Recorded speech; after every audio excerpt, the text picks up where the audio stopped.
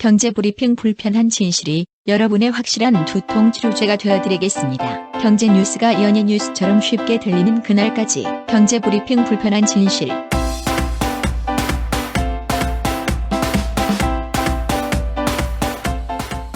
경제브리핑 불편한 진실 1월 28일 순서 시작하겠습니다. 일단 공지사항 다시 한번 알려드리고 시작해야 될 것 같아요. 저희가 어제 김영사 사피엔스 관련된 이벤트 당첨자를 발표드렸거든요. 네. 20명의 영광스러운 명단을 저희가 공개해드렸죠. 영광이라고 하기엔 좀 너무 그런가?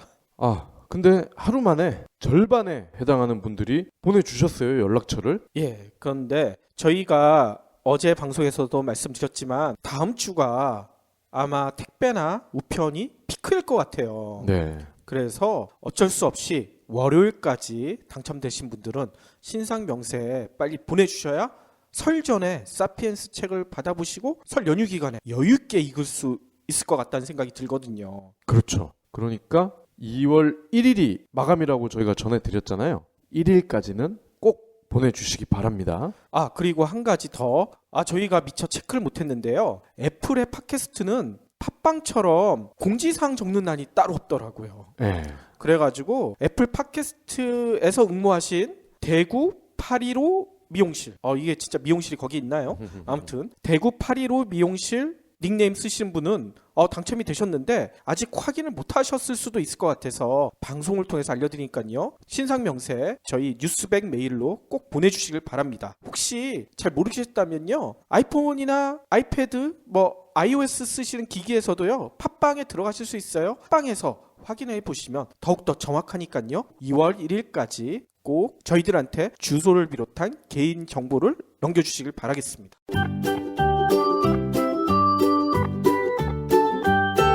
인류 최대 사기극이 뭔 줄 알아? 조이팔? 땡! 만년 전에 농업혁명이야. 에이, 말도 안 돼. 그럼 퀴즈 하나 더. 10만 년 전에는 인류가 몇 종이었는지 알아? 하나 아니면 둘. 또 땡! 6종이나 있었어. 에이, 믿을 수가 없어. 못 믿겠다고? 요즘 책도 안 봐? 김영사 베스트셀러 사피엔스에 다 나온다고. 그럼 인류 미래에 대한 이야기도 나와? 당연하지.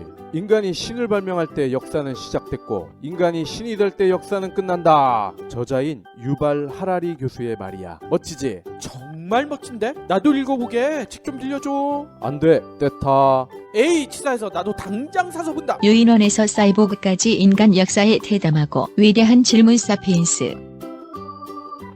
그리고 오늘 아침에 오다 보니까 재미난 현수막이 하나 걸려 있어요. 뭐냐면 교육감님, 정부에서 보내준 유리 예산 어디에 쓰셨나요? 이런 현수막이 하나 붙어 있어. 그런데 재밌는 게 뭐냐면 그 바로 밑에 무슨 현수막이 붙어 있는 줄 아세요? 대통령이 약속하신 유리 예산 안 줬다고 전해라.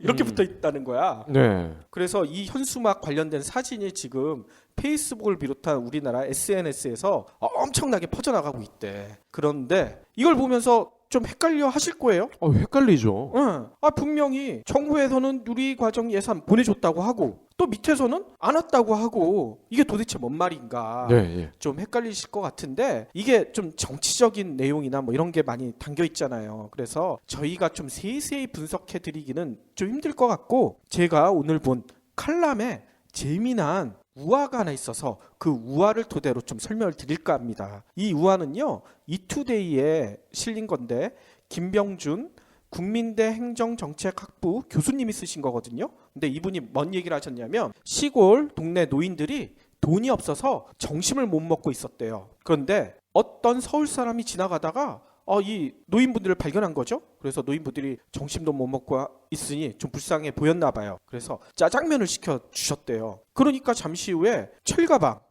짜장면 배달하는 철가방을 든 사람이 나타난 거죠. 그리고 짜장면을 배달했어요. 이 경우 짜장면 값을 누가 내야 될까요? 시켜주는 사람이 내야죠. 당연하잖아요. 우리 상식적으로는 당연히 그 시켜준 서울 사람이 내야 되는 거잖아요. 그런데 서울 사람이 이렇게 얘기를 한대요. 여기는 우리 동네가 아니다. 동네 사람인 짜장면 배달은 너가 내야 되는 거 아니냐. 나는 그냥 지나가는 과객이었는데 노인들이 너무 불쌍해서 그냥 시켜만 줬었다. 그러니 그 짜장면 배달원은 뭐라고 하겠어요? 가만히 있을 리가 없지. 아니 당신이 시켜놓고서 나보러 돈을 내라고 한다는 게 말이 되느냐. 이러고 싸우는 일이 있었다고 하는데 대충 눈치를 채셨겠죠? 네. 서울 사람은 이 우화에서는 중앙정부, 청와대를 뜻하는 겁니다.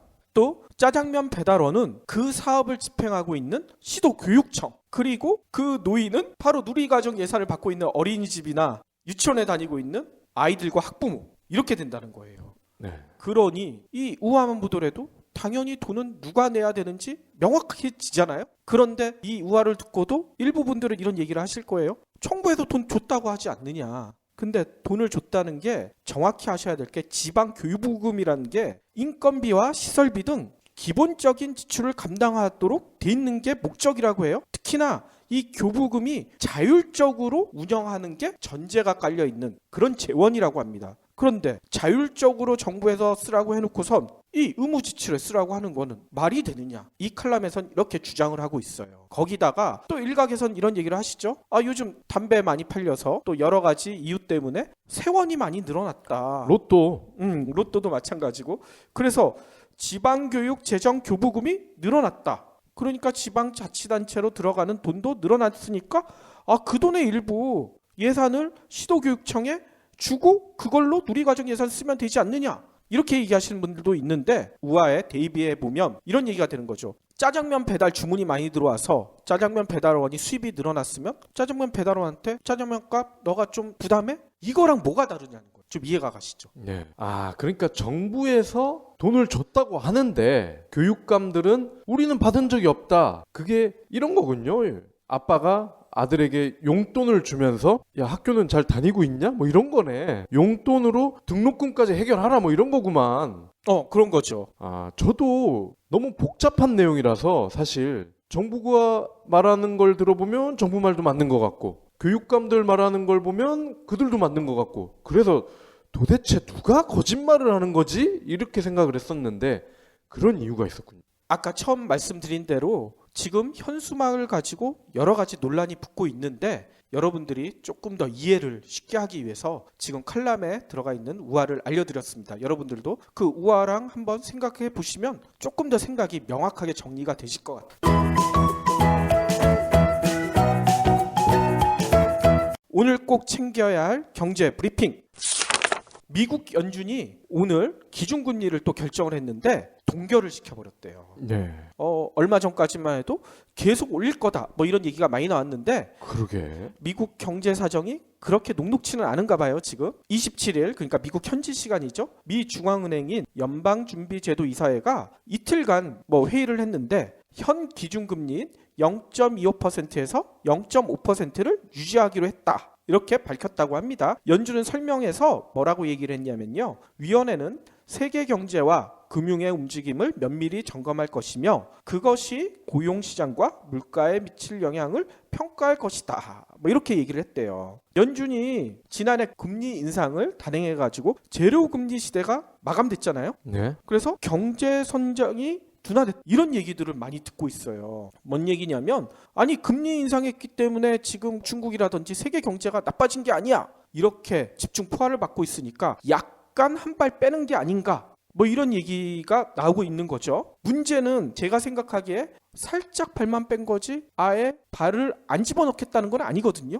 결국은 금리 인상은 제가 생각하기엔 기정사실입니다. 속도 조절만 하고 있는 거지 금리를 미국이 인상 안 하고 계속 버틸 것이라고 생각하시면 절대 안 되실 것 같아요. 그 이유에 대해서는 저희가 여러 번 저희 방송을 통해서 좀 설명을 드렸잖아요. 네. 중국 경제와의 여러 가지 역학관계가 있으니까요. 혹시 궁금하시면 지금 길게 설명드리기 뭐하니까 예전 방송 다시 한번 들어보시면 좀 이해가 되실 것 같습니다. 작년에 주택담보대출이 70조 원 넘게 늘었다고 합니다. 70조 원이나 늘어요? 네. 금감원이 28일 국내 은행의 대출 채권 연체율 이 자료를 공개를 했는데요. 작년 12월, 그러니까 한 달 전이죠. 원화 대출 잔액은 1,352조 9천억, 전월보다 9천억이 늘어났다고 합니다. 지난해 연간으로 따져보면요. 가계대출 증가액은 78조 6천억, 이 중 주택담보대출이 늘어난 금액은 70조 6천억에 달한다고 하네요. 그만큼 빚을 내서 집을 많이 샀다 이거죠. 자, 그리고 미분양 자료가 공개가 또 됐습니다. 국토부가 같은 시기입니다. 지난해 12월 기준 전국 미분양 주택이 전월 대비 24% 증가한 6만 1,500가구로 집계됐다. 이렇게 밝혔어요. 이는 지난해 10월보다 2만 9천여 가구가 증가한 수치인데 두 달 새 2배가 늘어났다고 합니다. 미분양 증가폭이 컸던 2008년과 비슷하다고 하는데 그 이듬해죠. 2009년부터 집값이 떨어지기 시작했으니 혹시 또 재현되는 거 아니냐 이런 우려가 나오고 있다고 합니다. 부동산 시장이 만만치 않은 것 같은데 요 두 자료를 보니까 저는 이런 생각이 들어요. 빚을 내서 집을 사다가 한계에 도달한 게 아닌가. 그러니까 미분양도 늘어나는 게 아닌가 이런 생각이 들거든요. 박 PD는 오너 3, 4세가 입사를 하잖아요. 예. 그러면 임원이 되는데 얼마나 걸릴 것 같다. 한번 생각해 보신 적 있으세요? 제가 요 비슷한 내용을 기사로 쓴 적이 있어서 기억을 하고 있죠. 5년 정도로 제가 알고 있습니다.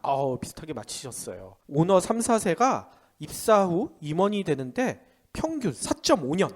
그러니까 박 PD가 얘기한 것보다는 반년이 오히려 더 줄어드는 거예요. 그런데 일반 사원이 4.5년이 되잖아요. 그러면 어디까지 가는 줄 아세요? 대리가 되거나 평사원이거나. 그렇죠. 간신히 대리를 달 정도밖에 안 된다는 거예요. 그러면 일반 사원이 입사해서 임원이 되려면 얼마나 걸리느냐? CEO 스코어에서 조사를 해봤더니만 평균 24.4년. 물론 24.4년이나 회사에서 버틸 수 있을까? 이건 좀 의문이죠. 불가능하다고 봐야죠. 그러니까요. 오너 3, 4세가 임원이 되는 기간에 무려 5배가 넘게 더 긴 시간이 필요하다는 거예요. 그리고 재벌 3, 4세가 임원에 승진하는 나이, 요것도 CEO 스코어에서 좀 조사를 해봤나 봐요. 아까 4.5년밖에 안 되니까 되게 젊을 거 아니에요? 그래서 그런지 평균 32.8세. IT 벤처 업체야. 그런데 이런 32.8세 임원이 되는 분들이 대부분 우리나라 굴지의 대기업이잖아. 특히나 정유경 현 신세계 사장은요 24세 때 상무부로 입사를 했대. 임원이 될 때까지 가장 나이가 적은 걸로 나타났다고 합니다. 이 기사를 보고 네티즌들이 뭔 얘기를 하는 줄 아세요? 금수저, 흑수저는 이제 더 이상 논할 게 아니래. 우리나라가 인도의 카스트 제도 네. 이거와 똑같지 않느냐 이렇게 지적하시는 분들이 계세요. 근데 저는 제가 만약에 오너면은 난 이렇게 안 할 것 같아. 오너가 아니니까 그렇게 생각하지. 오너면 또 생각이 달라질 거야. 아니 미국 같은 데는 그렇게 안 하잖아 오너들이. 그렇죠. 빌 게이츠 아들이 5년 지나서 부사장하고 그러나? 그런 경우 거의 없다고요 미국은. 그러니까 한국의 오너들만 아주 특별한 거죠. 내가 오너면은 나는 차라리 우리 자식들은 회사와 전혀 관련 없는 거를 시킬 것 같아. 박찬호처럼 야구를 하든 박세리처럼 골프를 하든 돈이 많으니까 그런 건 지원할 수 있을 거 아니에요. 아무튼 우리가 대박이 나서 대기업이 되면 박 PD가 어떻게 하는지 우리 요 멘트 꼭 녹음해놨다가 한번 비교해보자고요. 삼성전자가 4분기, 그러니까 작년이죠. 실적을 공시를 했네요. 매출이 53조, 영업이익은 6조 1,400억. 이거를 전분기와 비교를 해보면요. 매출은 3.1% 플러스, 영업이익은 마이너스 16.9%입니다. 전체적으로 선방했다. 이런 평가가 나오지만 영업이익이 16.9%나 빠졌잖아요. 그러네요. 그렇기 때문에 삼성 역시 성장세에 문제가 있는 거 아니냐 이런 우려가 나오고 있습니다. 삼성이 자칫하다가는 노키아 꼴이 날 수도 있다. 이런 얘기가 의외로 외신 쪽에서 많이 들리거든요. 네. 그런데 연간으로 한번 보자고요. 연간으로 했을 때 매출이 200조 6,500억이에요. 영업이익은 26조 4천억. 이것도 1년 전과 비교를 해보면요. 매출은 마이너스 2.7. 반면 영업이익은 플러스 5.5예요. 그러면은 크게 늘어나지도 않고 줄어들지도 않았다는 얘기예요. 즉 정체가 됐다는 얘기죠. 아니 매출이 줄고 영업이익이 늘어나고 이거는 좀 뻔할 것 같은데요? 그렇죠. 구조조정은 세게 하고 R&D 비용 줄여서 영업이익만 늘려놓은 게 아닐까? 그럴 가능성이 크겠죠. 이란 관련된 소식이 계속 들려오고 있어요. 경제 제재가 풀리니까 이란에 대한 관심이 진짜 높아지고 있나 봐. 이란 하면은 그동안은 축구 뉴스인 줄만 알았는데 요새는 경제 뉴스가 굉장히 많네요. 그렇죠. 국내 기업과 정부가 우리나라 경제 돌파구 중에 하나로 가장 많이 꼽는 게 이란발 특수. 이 얘기를 많이 하잖아요. 네. 그런데 이란발 특수에 복병이 나타났대. 뭔 얘기냐면 이란 측이 2010년 이후 국내 은행 계좌에 동결돼 있던 석유 수출 대금이 있었거든요. 네. 이거를 빼겠다고 하는 거야. 갑자기 본국으로 가지고 가겠대요. 그러면 일종의 뱅크런과 비슷하다 이렇게 보면 되겠네요. 그럴 수도 있을 것 같아요. 일단 왜 그런 얘기까지 나오냐면 금액이 엄청나요. 3조에서 4조 원 정도로 추정된다는 거야. 와. 이란이 빼내갈 돈이. 그 이외의 것까지 합치면 이것보다 더 많을 수도 있다는 얘기까지 나오고 있고요. 일단 정부에서는 아니 그렇게 한꺼번에 빼내가면 어떻게 하냐. 이란 정부에 좀 읍소 전략을 피는 것 같아요. 이달 말께 담당자를 이란에 보내가지고 협상에 나서겠다고 하는데 이란 측에서는 우리 당장 필요한 돈이야. 내 돈인데 내가 빼내가겠다는데 왜 자꾸 이상한 소리 해. 뭐 이런 식으로 나오고 있다는 거예요. 네. 이란 입장에서는 경제 제재 때문에 그동안에 못했던 거 이 돈 가지고 하겠다. 당장 돈이 많이 필요하지만 경제 제재는 풀렸지만 미국이나 이런 데 묶인 돈은 빼내오기가 힘들다는 거야. 그렇죠. 근데 우리나라는 돈 빼내기가 쉬워요. 지난번에도 저희가 방송에서 한번 얘기 드렸었지만 우리나라가 외환 자유도가 전 세계에서 가장 큰 나라입니다. 그렇기 때문에 돈 넣기도 쉽지만 빼내가는 것도 너무나 쉬워. 우리나라는 국제 금융시장의 출렁임에 다른 나라에 비해서 몇 배 그 파동을 맞을 수 있다. 예전에 한번 설명을 드렸었는데 바로 여기서 증명이 되잖아요. 네. 전 세계에서 다른 나라보다는 우리나라에서 이란이 먼저 돈 빼내가겠다고 하고 있으니까. 그런데 여기서 하나 생각나는 게 있어요. 어제도 저희가 잠시 전해드렸죠. 박근혜 대통령이 어쩌면 히잡을 쓸 수도 있다. 이란을 방문한다면 네. 진짜 히잡 쓰셔야 될 것 같아. 네. 안녕하세요, 해리입니다. 여러분, 꼬박꼬박 내는 반값을 생각하면 집 선택은 신중해야 합니다. 360도 리얼뷰와 조건 검색, 그리고 매물도 많은 다방으로 찾으세요. 반값이 얼만데 볼 수 있는 건 다 봐야죠. 방 찾을 땐 다방. 오늘은 IT 쪽에 좀 재미난 얘기가 있어서 저희가 여의도를 좀 다녀왔죠. 그렇습니다. 여의도에 있었던 기자 간담회를 다녀왔는데 거기서 너무나 재미난 얘기를 들었어요. 네. 일단 개미는 백전백패. 주식 투자를 해보신 분들은 무슨 소린지 아실 거예요. 그렇죠. 이 개미가 그 개미가 아니죠. 이 개미는 개인을 말하는 거죠. 그만큼 개인 투자자가 기관, 외국인 이들의 투자보다 재미를 보기가 정말 어렵다. 이런 얘기인데 정말 그런가? 제가 실제로 증권사 자료를 봤어요. 2013년 기준인데요. 개인 투자자의 투자 성적이 마이너스 20%대야. 이야, 그러면 100만 원 넣으면 20만 원 잃는다는 얘기 아니에요? 그렇습니다. 그런데 은행 이자가 2013년에는 3%에서 4% 정도 됐잖아요. 그걸 감안하면 훨씬 더 커지는 거죠. 그러겠네요. 네. 반면 기관은 플러스 10%대예요.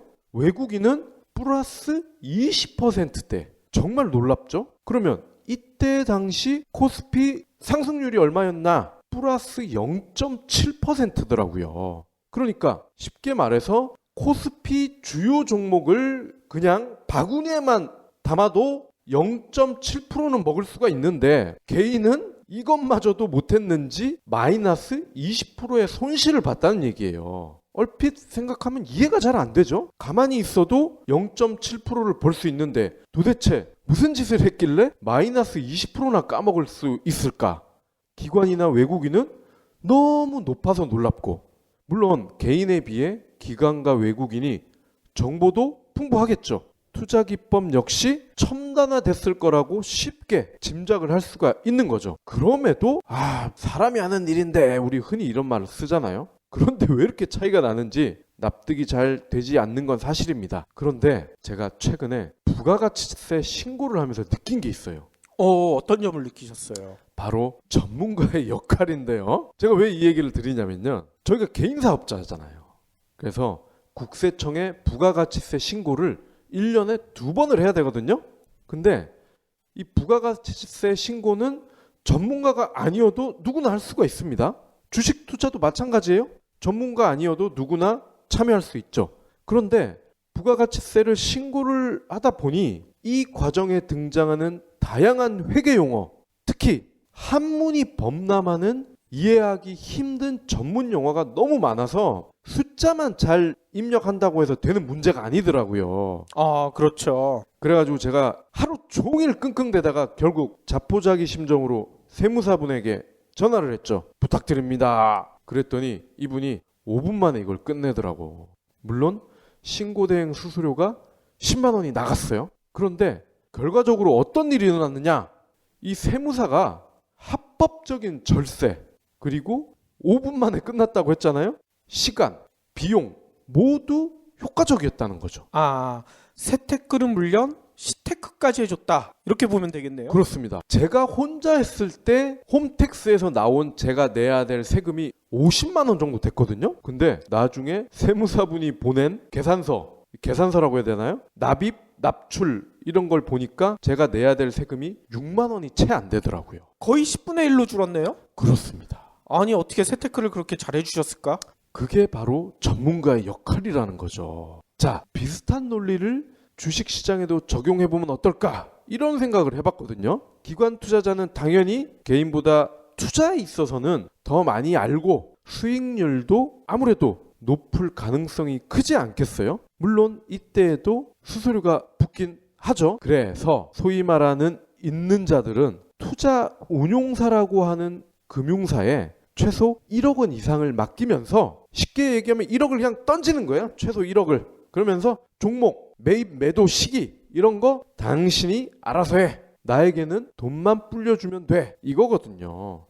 보통 투자 일임이라고 그러죠. 그렇습니다. 조건은 그거예요. 최소 1억 이상 그리고 절대 태클 걸지 말 것 이런 거예요. 물론 자산 운용사에서도 고객의 성향을 최대한 맞춰주려고는 합니다. 그런데 이렇다 보면은 당연히 괴리가 생기죠. 나는 좀 안정적인 걸 좋아하는데 나는 채권이 좋아. 이 경우에는 당연히 리스크가 낮기 때문에 리턴 역시 줄겠죠. 물론 이 부분은 계약을 할 때 양측이 잘 협의를 해야 되는 문제인 거죠. 지난해 마이너스 수익을 올린 운용사가 있긴 하더라고요. 저는 없을 줄 알았는데 있긴 있더라고요. 그런데 10%대의 수익률을 기록한 곳이 적지 않더라고요. 그러면 정기예금 수익률보다는 훨씬 높은 거네요. 그렇습니다. 요즘은 1%잖아요. 은행 금리가. 그런데 10%대 수익률을 기록했다. 혹 할 수 있잖아요. 물론 마이너스를 기록한 것도 있지만. 그렇다면 핀테크 하는데 우리에게 누군가가 이런 질문을 할 수 있습니다. 적은 돈으로도 부자들이 누리는 투자 일임 서비스를 받아볼 텨? 누가 그래요? 어때요? 이런 질문 할 수 있겠죠. 그렇게만 해주면 한번 해보고 싶은데요 하시는 분들이 많을 것 같은데요. 땡기죠. 물론 우리 이 PD님은 저수익, 저위험 선호를 하시잖아. 저수임, 저위험, 고수익, 고위험 이게 문제가 아니라 일단 투자할 돈이 없는 게 문제죠. 저도 사실은 돈도 없지만 저는 차라리 크라우드 펀딩. 크라우드 펀딩. 예, 저는 개인적으로 이쪽이 좀 더 땡기긴 하더라고요. 그렇죠. 예. 참고로 저희가 토요일 날 진행하는 시사용어 시간에 크라우드 펀딩 알아볼 거거든요. 열심히 방송해야 되겠네. 그러니까. 네. 그런데 아니나 다를까 누군가 이런 질문을 던졌더라고. 누가 던졌어요? 바로 카톡 연동 증권 투자 앱입니다. 우리 애청자분들도 상당수 아마 쓰시고 계실 것 같아요. 증권 플러스. 이름이 증권 플러스예요. 카카오와 바로 연동이 되는데 이거를 서비스하는 회사가 두나무입니다. 두나무. 나무는 나무인데 두야. 두나무. 근데 여기서 두나무 투자 1임이라는 자회사를 만들어 가지고요. 500만 원으로 방금 말씀드린 1임 서비스를 누릴 수가 있게 해주는 맵이라는 서비스를 오늘 공개를 했어요. 그러니까 1억 원 이상이 있어야지만 받을 수 있는 서비스인데 500만 원만 있어도 받을 수 있다. 이렇게 생각하면 되는 거네요. 그렇습니다. 이 맵은요. Managed Account by Professional. 그러니까 전문가가 운영하는 자산관리 서비스다. 이런 내용입니다. 그러니까 투자 이름이란 얘기예요. 투자자는 증권 플러스 앱에서 투자 자문사들이 제시한 투자 전략 그리고 과거의 성과 이거를 비교를 해서 투자를 맡길 곳을 골라서 계약을 할 수가 있습니다. 그러면 이 맵 서비스에 합류하는 자문사가 어디냐? 삼성자산, 라임자산, 피데스자산, 퍼시픽투자자문, NH투자자문 등 이름을 들으면 아 거기 알아 이럴 만한 곳이 꽤 됩니다. 그러니까요. 예, 그리고 삼성증권에서 계좌를 열어서 거래를 하는 방식입니다. 500만 원이 최소 투자 자금이다. 이 점이 눈길을 끄는 거거든요. 그리고 하나 더 수수료를 내야 되잖아요. 그렇죠. 근데 여기는 아주 독특하더라고요. 보통은 판매 수수료, 중도 해지 수수료 이런 게 있는데 여기는 그런 거 없이 무조건 관리 자산 총액의 1%만 내면 됩니다. 1%면 만약에 500만 원을 투자했다 하면 5만 원만 내면 되는 거예요? 그렇습니다. 돈을 많이 따도? 물론 성과가 좋다. 그러면은 보너스 개념으로 별도의 수수료가 나가긴 하는데 이것도 도대체 얼마를 벌어야 성과가 좋은 거냐 이런 문제가 생길 수 있잖아요. 그렇죠. 나는 한 30-40% 원한다. 이래 버릴 수도 있죠. 네. 근데 이런 것도 쌍방의 협의로 합리적인 수준에서 미리 계약을 할 수가 있다고 합니다. 어허. 그래야 이분들이 동기부여가 된다. 자문사들이. 그렇죠. 만약에 보너스가 없으면 열심히 안 한다 이 얘기죠. 그런데 결정적인 장애물이 있어요. 왜 장애물이 있어요? 바로 현행법입니다. 그러니까 법이 지금 이 맵 서비스 이용을 막고 있다는 얘기예요. 뭘 막느냐? 온라인이나 모바일에서는 투자 일임 서비스를 반쪽으로만 받을 수가 있어요. 반쪽. 반쪽? 이 반쪽이 뭐냐면요. 최초로 계약을 할 때, 투자 일임 계약을 할 때는 고객이 반드시 운용사 이런 데를 가서 직원과 얼굴을 맞대고 아이고 잘생겼네요 이러면서 사인을 해야 된다는 거야. 반드시 잘생겼네요 하면서 사인해요? 아니 그런데 요즘은 은행 계좌 같은 것도 비대면으로 하잖아요. 그냥 화상통화 뭐 이런 걸로도 은행 계좌를 개설할 수 있다고 하는데 왜 이건 안 되는 거죠? 그렇죠. 카카오뱅크, 그죠? 그리고 K뱅크 이런 게 하반기에 본격화된다고 저희가 말씀을 드렸는데 비대면 계좌 개설이 그때부터 본격화된다고 하는 거죠. 그래서 큰 이변이 없으면 맵 이 서비스도 그때쯤이면 아마 뚫리지 않을까 이렇게 예상은 되는 거죠.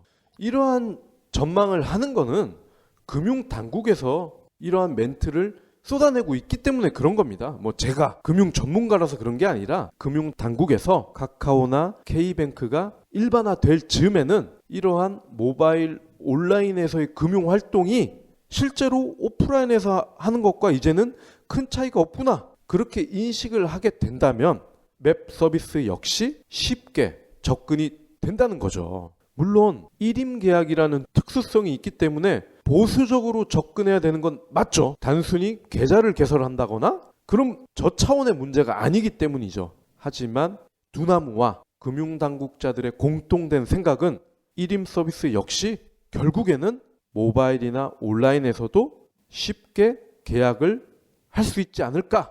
이러한 부분인 거죠. 그렇군요. 아무튼 그러면 이 사업이 성패는 법이 어떻게 되느냐 이거에 달려 있는 거네요? 그렇습니다. 자, 그런데 500만 원을 투자를 할 수가 있다고 하는데 과연 500만 원을 투자해도 될까?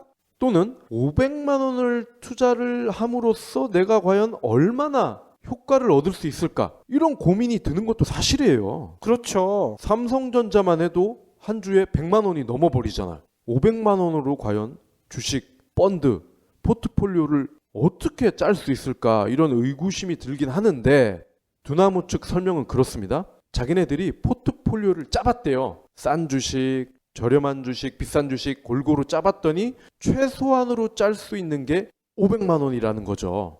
그렇기 때문에 500만 원이라는 상대적으로 낮은 허들을 갖춤으로써 이러한 부자들이 받아왔던 서비스들을 더 많은 사람들이 누릴 수 있도록 하자. 이게 핵심입니다. 지금까지 설명을 들어보니까 저는 이런 생각이 들어요. 일단 이 두나무 서비스에 관심을 가질 만한 사람들은 엄청나게 바쁜 직장인들. 그러니까 투자는 해야 되는데 여윳돈은 있는데 자기가 매일매일 증권 사이트 보다가 부장한테 걸려가지고 여러 번 혼나서 나 못해 먹겠어. 이런 분들은 이 두나무 쪽에 맡기셔도 좀 괜찮을 것 같다 이런 생각은 들긴 들어요. 그렇죠. 거기다가 요즘은 은행이자나 이런 게 너무나 적어서 도대체 돈 굴릴 데가 없다 이렇게 하소연하시는 분들도 많잖아요. 또 부동산에 돈을 넣기도 뭐하고 그렇기 때문에 이 두나무축을 이용해 가지고 은행이자보다는 조금 더 많은 그 정도의 수익률을 기대하시고 투자하시는 거는 뭐 그렇게 나쁘지 않은 판단일 것 같다는 생각이 드는데, 문제는 그런 거죠. 증권이나 이런 쪽에 투자하시는 분들이 보통 그런 생각하잖아. 못 먹어도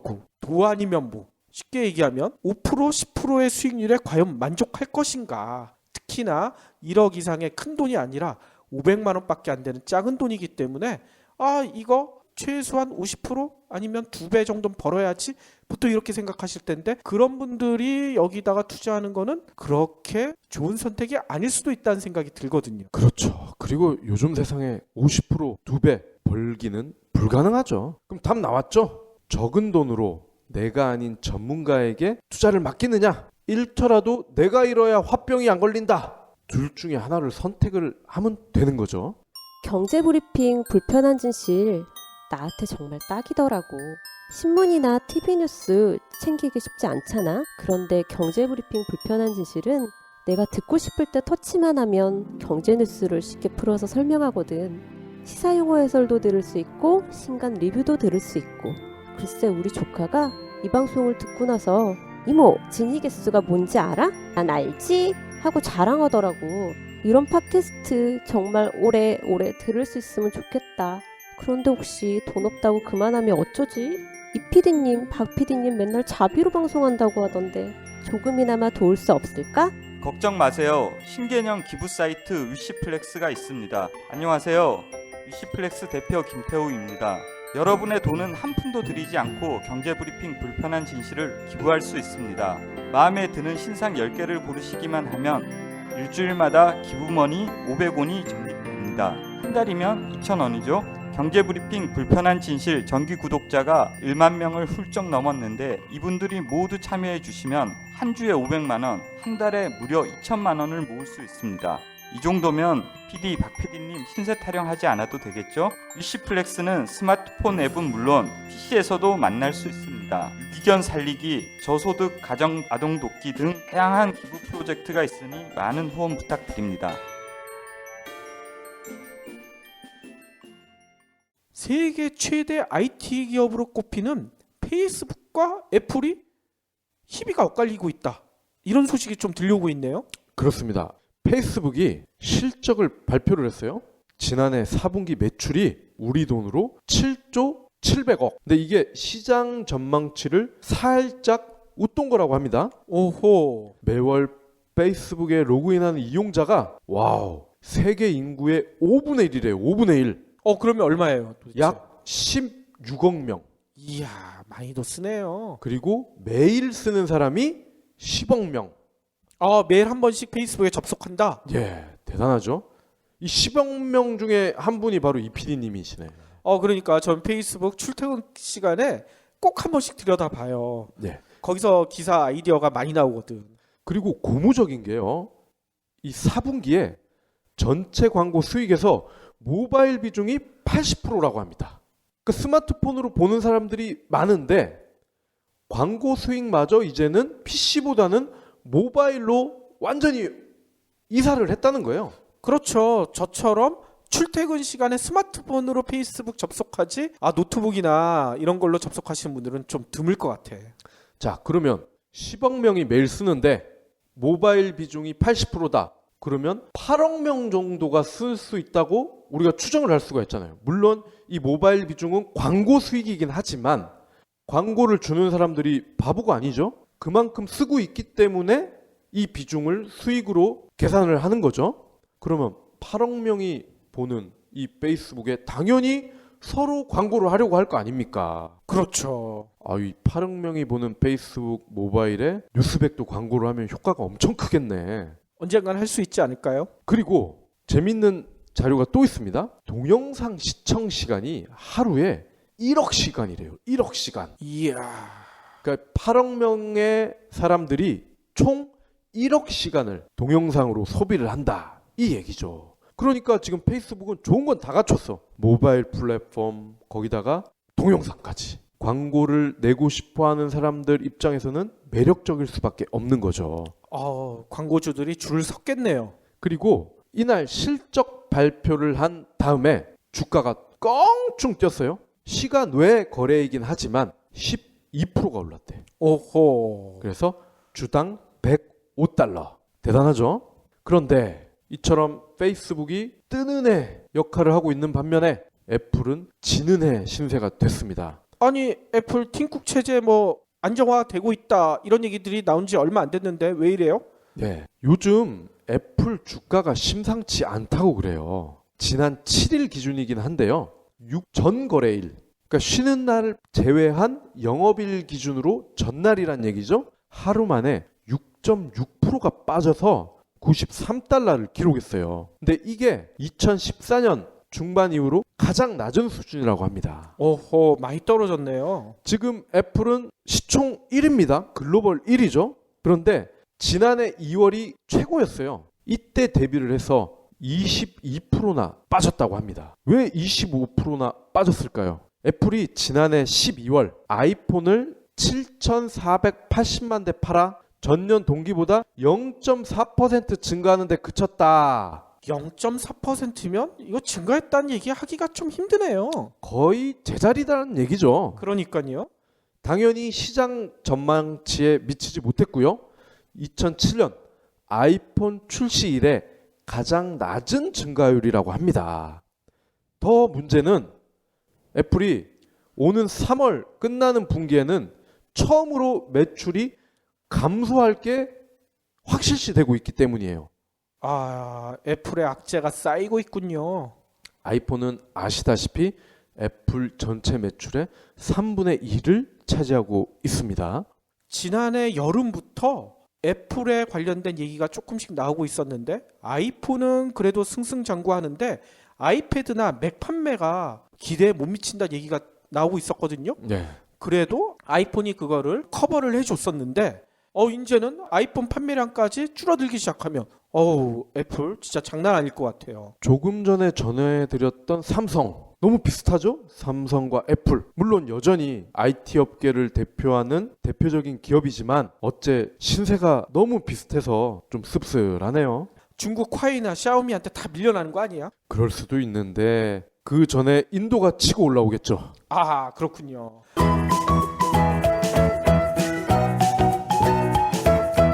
방금 페이스북을 많이 본다고 박 PD가 얘기하셨는데 요것도 또 페이스북에서 본 글입니다. 뭔 내용이 있었냐면 한국 학생들은 학교나 학원에서 미래에 필요하지도 않는 지식과 존재하지도 않을 직업을 위해 하루 15시간을 낭비하고 있다.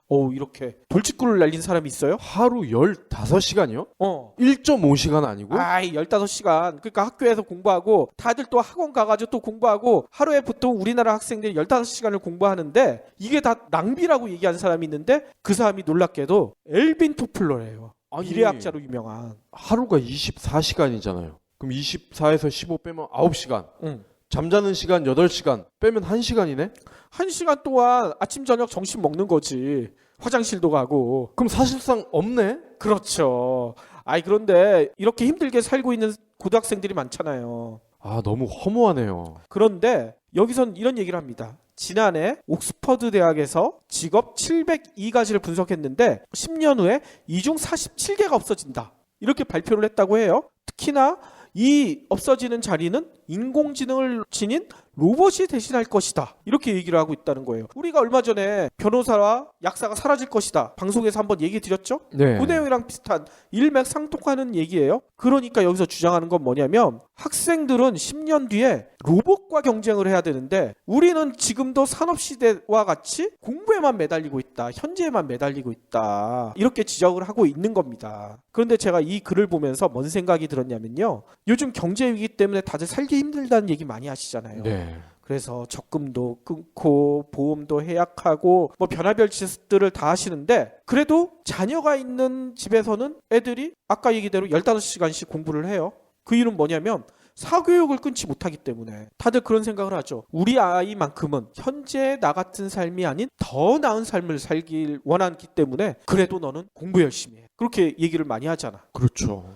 특히나 학원 같은 데서는 공포 마케팅이라는 거를 좀 많이 활용하죠. 고등학교 성적이 미래의 아내 얼굴을 좌우한다. 뭐 이런 얘기까지 할 정도로 공포를 조성해서 애들을 끊임없이 공부를 하게 만드는데 과연 그런 공부가 여기 엘빈 토플러가 지적한 것처럼 과연 10년 후 그 자녀들에게 어떤 도움이 될 것인가 지금 심각하게 좀 생각해 봐야 되지 않을까 이런 생각이 들더라고요. 어휴, 고등학교 성적이 아내 얼굴을 좌우한다. 그건 맞는 말 같아.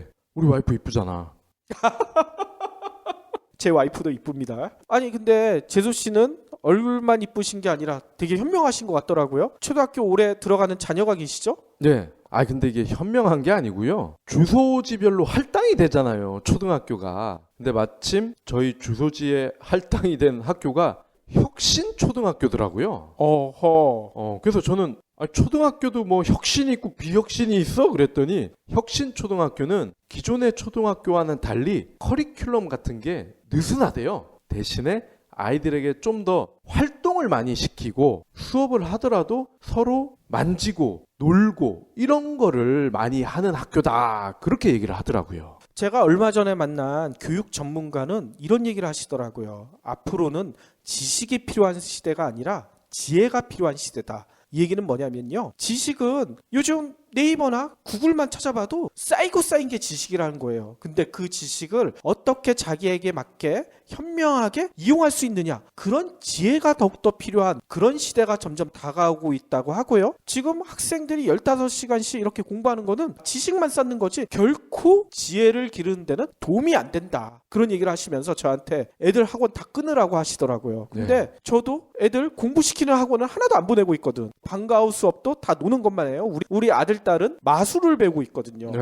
마술 배우면서 너무나 즐거워하는 모습이 저는 진짜 잘 시켰다는 생각이 드는데 저희 방송 들으시는 애청자 여러분들도 이 엘빈 토플러가 지적한 한국 교육의 현실 좀 한번 심각하게 생각해 봐야 되지 않을까. 그래서 오늘 공유하고 싶어서 말씀을 드렸습니다. 8살부터 23살까지 배우는 우리가 말하는 소위 지식이라는 게 지금은 검지 한번 터치면 다 나오는 거죠. 그렇죠. 얼마나 허무합니까?